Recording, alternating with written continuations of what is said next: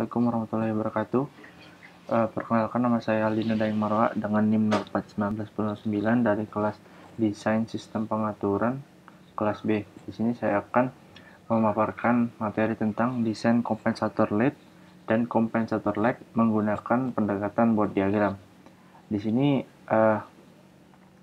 anggota kelompok cuman saya sendiri, yaitu Aldina Daeng Marwa NIM 041999. Saya sudah mencoba untuk menanyakan kepada teman-teman yang belum punya kelompok, bahwasanya yang belum punya kelompok bisa bergabung dengan saya, tapi mungkin teman-teman sudah punya kelompok masing-masing, jadi saya memutuskan untuk sendiri saja.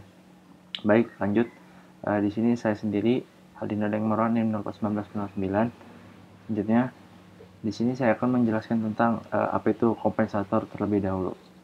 Kompensator merupakan subsistem yang ditambahkan pada sistem kontrol guna menjadikan hasil output menjadikan stabil atau mengkompensasi kinerja yang kurang. Dan kompensator sendiri ini terbagi menjadi dua, yaitu kompensator lead dan kompensator lag. Di sini saya akan membahas kompensator lead terlebih dahulu. Kompensator lead dinamakan kompensator lead karena apabila diaplikasikan untuk input sinusoidal, fase output yang dihasilkan akan mendahului atau leading pada fase input. Kompensator lead ini biasa digunakan untuk mempercepat respon dan meningkatkan stabilitas sistem. Next, yang kedua itu kompensator lag. Kompensator lag sendiri dinamakan kompensator lag karena apabila diaplikasikan untuk input sinusoidal, fase output yang dihasilkan akan tertinggal atau telat lagging dari fase input. Biasa digunakan untuk meningkatkan akurasi sistem pada kondisi steady state, tetapi mengurangi kecepatan respon. Lanjut, di sini dari kompensator ini kami menggunakan metode board diagram. Tapi sebelum itu, izinkan saya untuk menjelaskan pengertian dari board diagram sendiri. Board diagram atau plot logarithmic terdiri dari dua grafik. Yang pertama, plot logaritma besarnya fungsi transfer sinusoidal, dan yang kedua adalah plot sudut fase. Keuntungan menggunakan board diagram ini adalah yang pertama, penggandaan besaran dapat dikonversi menjadi penjumlahan, dan yang kedua, metode sederhana ini dapat membuat sketsa perkiraan menggunakan magnitudo log. Dan untuk step-stepnya yaitu pertama, menentukan penguatan loop terbuka untuk memenuhi kebutuhan persyaratan koefisien kesalahan. Yang kedua, setelah dilakukan penguatan, hitung margin fase sistem tanpa kompensasi. Yang ketiga, tentukan sudut fase yang perlu ditambahkan ke sistem. Yang keempat, tentukan faktor atenuasi dari rumus yang diturunkan. Yang kelima, tentukan frekuensi yang menyebabkan besaran sistem tanpa kompensasi. Frekuensi ini merupakan gain cross over frekuensi baru yang menyebabkan terjadinya pergeseran fase maksimum.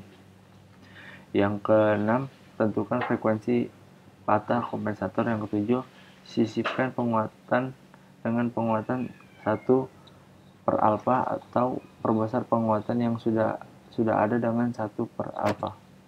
Next. Di sini ada contohnya, bisa kita lihat. Di sini ada grafik board diagram terhadap frekuensi dan fase dB, frekuensi radian per second. Di sini kita lihat diagram board motor DC yang belum terkompensasi. Selanjutnya, ini tanggapan step sistem yang belum terkompensasi juga. Berikut perbandingan sebelum dan perbandingan sesudah. Bisa kita lihat diagram board motor DC yang belum terkompensasi, dan yang di sebelahnya diagram board sistem terkompensasi lag dan lead. Bisa kita lihat ya, grafiknya cukup berbeda di bagian bawah sini. Yang selanjutnya, tanggapan step system yang belum terkompensasi, dan yang kedua tanggapan step system terkompensasi lag dan lead. Perbandingannya bisa kita lihat ya, yang awalnya itu rise terus ke bawah, naik, turun, baru stabil. Ini sekarang udah mulai rise terus stabil. Next. Nah, di sini hasil perancangan fungsi alih open loop sistem terkompensasi sebagai berikut.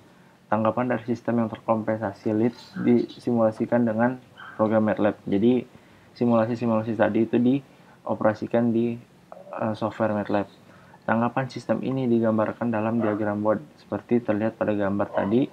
Diagram Bode mendapatkan margin sistem terkompensasi yang baru, margin fase sebesar PM sama dengan 197 derajat, margin penguatan GM 88 dB, frekuensi crossover fase omega PC 25,79 radian per detik, dan frekuensi crossover penguatan omega GC sama dengan 0,95 radian per detik. Gain crossover frekuensi omega GC yang baru mendekati nilai yang kita tetapkan dalam perencanaan kompensator. Nah, kesimpulannya, yang pertama, kompensator lead memperbesar bandwidth yang berarti mempercepat tanggapan sistem, memperkecil overshoot, dan memperbaiki keadaan tune-up sistem. Dalam domain frekuensi akan memperbesar margin fase dan memperkecil waktu turun.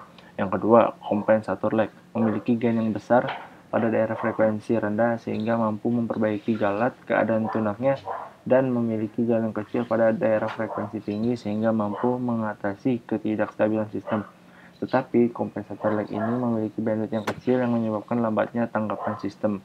Dan yang ketiga, kompensator lag lead mempunyai dua buah pola dan dua buah zero sehingga akan mempertinggi order sistem. Kompensator ini sebaiknya digunakan bila menginginkan tanggapan yang cepat dari sistem dan ketelitian serta kestabilan yang baik.